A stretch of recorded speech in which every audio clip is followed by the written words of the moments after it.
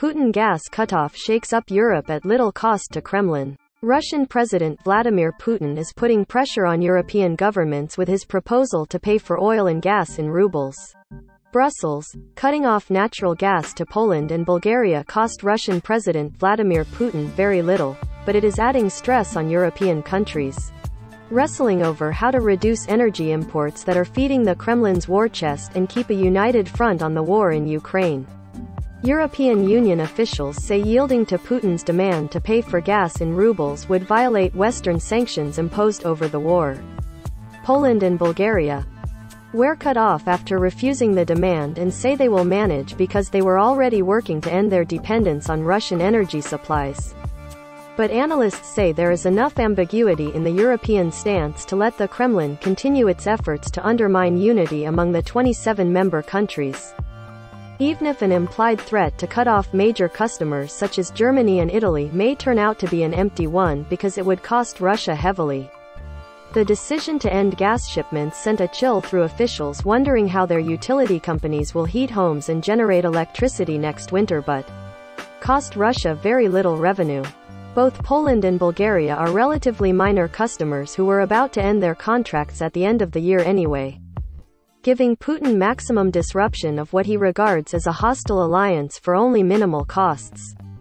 Poland's entire gas import was only 10 billion cubic meters per year, out of total European imports of 155 billion from Russia.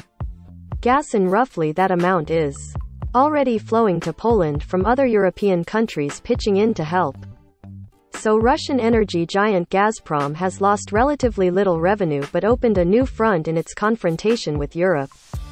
He wants to fragment European countries and their stance toward energy diversification and the overall stance against Russia, said Simone Tagliapietra, an energy expert and senior fellow at the Bruegel think tank in Brussels.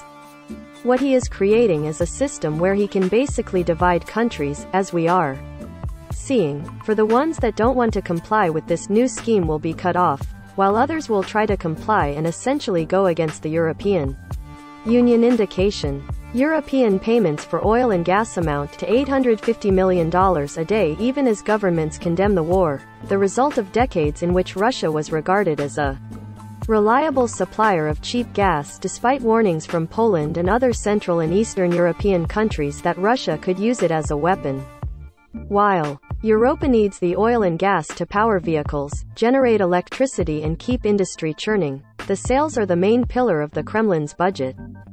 European Union countries or companies bowing to the terms of a Russian presidential decree that insists they pay their gas bills in rubles will be in breach of the bloc's sanctions, senior EU officials said Thursday. Around 97% of European gas contracts with Russia are in euros or dollars. Under Putin's new payment system, the Kremlin has said importers would have to establish an account in dollars or euros at Russia's third-largest bank, Gazprombank, then a second account in rubles. The importer would pay the gas bill in euros or dollars and direct the bank to exchange the money for rubles. Before the conversion is made, Russian authorities could say the companies have not paid because the funds have not been turned into rubles in the second bank account. The sanctions violation essentially comes with the use of the second bank account because the ruble conversion involves a transaction involving Russia's sanctioned central bank. The EU's executive branch, the European Commission, says companies could remain in compliance by paying in euros or dollars per their contract, then making a clear declaration to Gazprombank that their payment obligations are over. That leaves an opening for the Kremlin to accept the declaration or not, a potential pressure point for member countries. The two-account workaround means Putin is augmenting his discretionary powers, because it will be up to Gazprom to decide if and how to provide exemptions for this conversion into rubles scheme, said Tagliapietra, the energy expert.